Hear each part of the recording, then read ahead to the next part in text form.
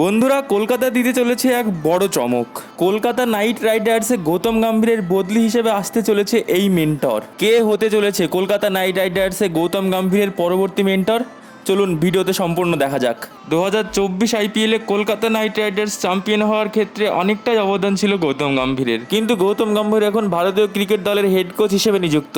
বন্ধুরা, কয়েক মাসের মধ্যে হতে চলেছে আইপিএল এর মেগা অকশন। মেগা অকশনে প্লেয়ার বাছাইয়ের ক্ষেত্রে হেড কোচ এবং মেন্টর দুজনকেই বিশেষভাবে প্রয়োজন। বন্ধুরা, মেন্টর পদের জন্য কলকাতা নাইট রাইডার্স 2 থেকে 3 জনকে প্রস্তাব পাঠিয়েছে।